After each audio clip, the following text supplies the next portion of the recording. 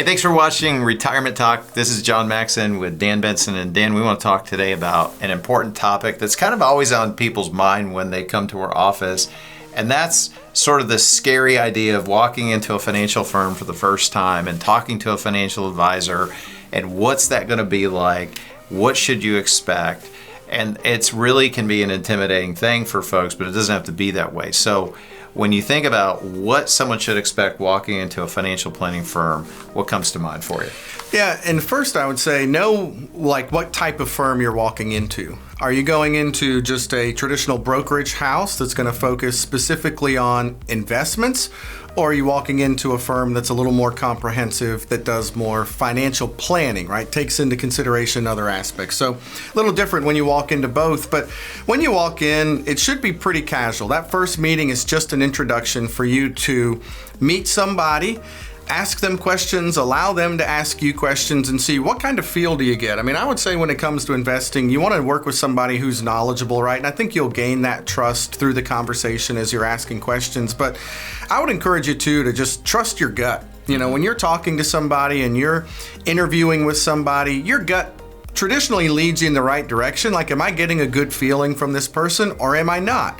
And I want to encourage you to go, if you have a conversation with somebody and you don't get that warm and fuzzy or a good feeling, don't be discouraged by that. There's a lot of different people out there, a lot of firms that specialize in different types of planning. And I would rather know very quickly and on the front end if the person I'm meeting with isn't the right fit, right? So don't be discouraged by that. Continue to go out. But, you know, in that first meeting, you should come prepared to talk about yourself. What are your dreams? What are your goals? Where are you trying to go in life? What's important to you? Is it increasing and maximizing income? Is it tax efficiencies? Is it long-term growth, estate planning for your kids or grandkids or charities? So know who you are. And if you don't know who you are, allow that advisor to ask you some questions to unpack a little bit about what it is that you're truly looking for to give you the best guidance. Yeah, I think a good rule of thumb is what we call like 80-20. You should do about 80% of the talking, and the advisor should be doing about 80% of the listening.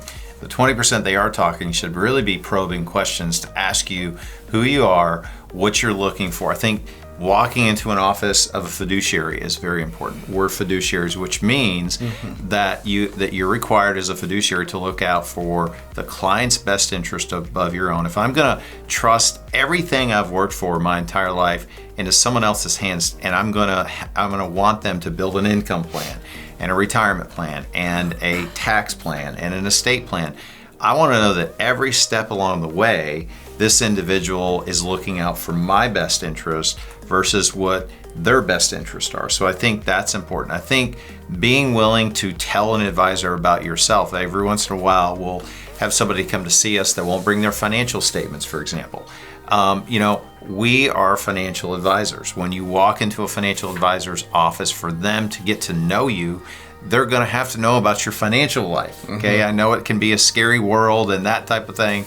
Again, if you're walking into a fiduciary's office who uses a third party, for example, custodian, we use TD Ameritrade, Charles Schwab. Those are very commonly known.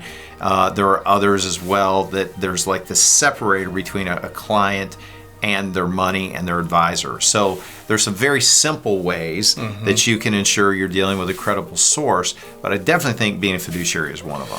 Yeah, and I would say, think about it this way. If you go into a doctor's office and you sit down and the doctor comes in and they go, "What brought you in here today?" Would you look at that doctor and go, "Well, you're the expert.